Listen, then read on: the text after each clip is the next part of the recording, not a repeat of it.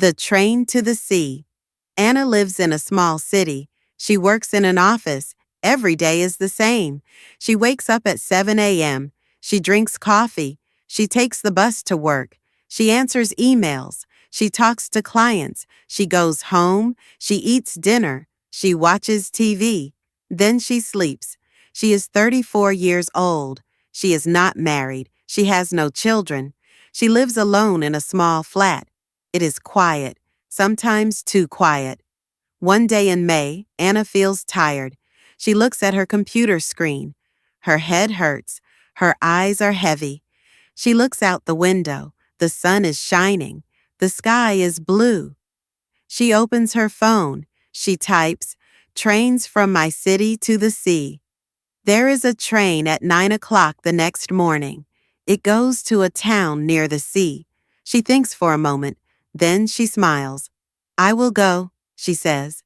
That evening, she packs a small bag, one dress, a book, her phone, some snacks. She writes a message to her boss. "I need one day off. I will be back tomorrow evening." She puts her phone down and feels something new, light. The next morning, Anna wakes up at 6:30. She drinks tea. She walks to the train station. The air is fresh. The streets are quiet. The train arrives at 9 o'clock. She finds a seat near the window. The train moves. Trees, fields, small towns. Everything goes past so fast. She feels calm. After 2 hours, the train stops. She gets off. The sea is only 10 minutes away. She walks slowly. She sees people, children, dogs. She hears music and birds. She sees the sea. She sits on a bench. She closes her eyes. She listens to the waves. "Hello?" a voice says. She opens her eyes. A man stands near her. He is about her age. He has a kind smile. "Hello," she says. "Do you mind if I sit here?" he asks. "No, it's okay," she says. He sits next to her. For a few minutes, they say nothing. "My name is David," he says. "I'm Anna." "Nice to meet you," he says. "You too." They sit together and watch the sea. They talk a little. "Do you live here?" Anna asks. "No," David says. "I live in the city. I work too much. I needed a break." Anna laughs. "Me too." They walk by the sea. They eat lunch at a small cafe. The food is simple but good. They talk more. "I work in IT," David says. "It's boring sometimes." "I work in customer service," Anna says. "It's also boring." They smile. In the afternoon, they sit on the beach. The sun is warm. The sea is blue. David says, "You look happy today." Anna says, "Yes, I don't feel like myself in the office, but here I can breathe." "I understand," he says. "Me too." Time goes fast. The sun starts to go down. "I have to take the train back soon," Anna says. "Yes, me too," David says. They walk back to the station. "I'm glad I met you," Anna says. "Me too," David says. "Maybe we can meet again," he says. "Yes, I'd like that." They exchange phone numbers. They get on the same train. They sit together and talk more. At the end of the trip, they say goodbye. In the next weeks, Anna and David text often. They meet on weekends. They go to parks, museums, and cafes. They laugh a lot. One Sunday, they go to the same town by the sea. "Do you want to swim?" David asks. "I didn't bring a swimsuit," Anna says. "You could just put your feet in." They take off their shoes. The water is cold, but it feels good. "This is nice," Anna says. "Yes," David says. "You make things better." Anna looks at him. She smiles. One evening, Anna is at home. She sits on her sofa. She thinks about her life. Before, every day was the same. Now, she feels different. She feels alive. She writes in her notebook, "Life can change, even in one day, if you say yes." Summer comes. The days are long and warm. Anna and David spend more time together. They take long walks. They drink cold coffee in small cafes. They go to open-air cinemas. Sometimes they just sit and say nothing. It feels good. One Saturday, David says, "Would you like to come to my place tomorrow? I want to cook for you." Anna smiles. "Yes, I'd like that."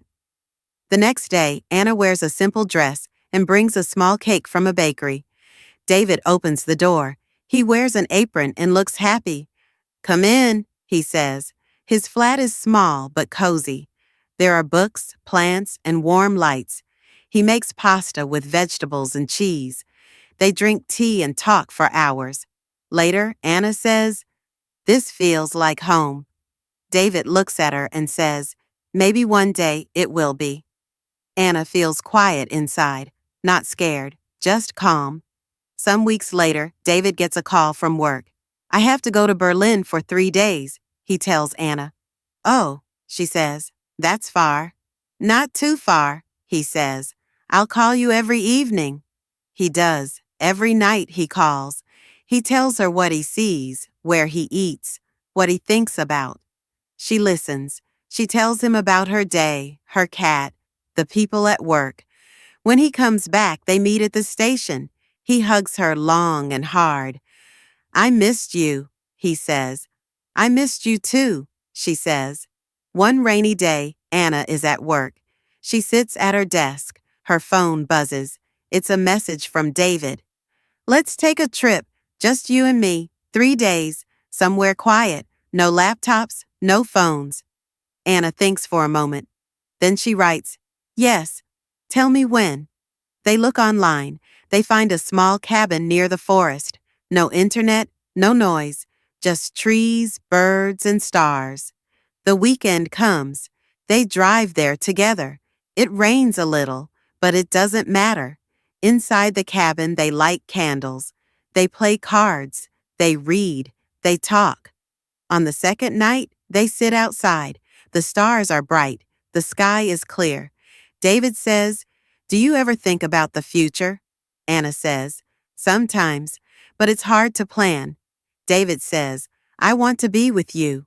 "In the future?" Anna is quiet. Then she says, "I want that too." He takes her hand. "I'm not perfect," he says. "I work too much. I'm not always easy." "I'm not perfect either," she says. "I get tired. I need quiet." "We can learn together," he says. "Yes," she says. "We can." Time passes. Summer turns to autumn. The trees change color. The air becomes cool. One evening, David comes to Anna's flat. He brings soup and fresh bread.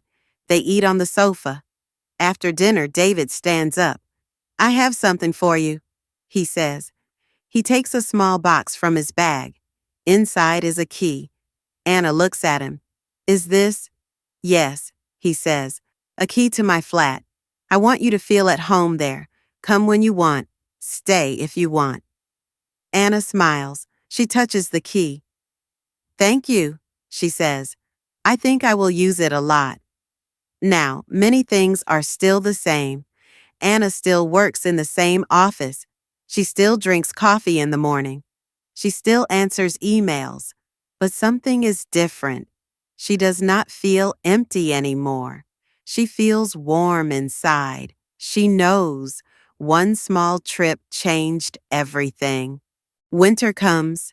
Snow falls on the rooftops. The city looks soft and quiet. Anna wakes up in David's flat one Sunday morning. The window is white with frost. David is still sleeping. She gets up, puts on a sweater, and makes tea. She looks around the room, his books, her scarf on the chair, 2 coffee cups. This is their space now. David wakes up and comes into the kitchen. "Good morning," he says, still sleepy. "Good morning," Anna says with a smile. They drink tea in silence. Later that day, they go for a walk.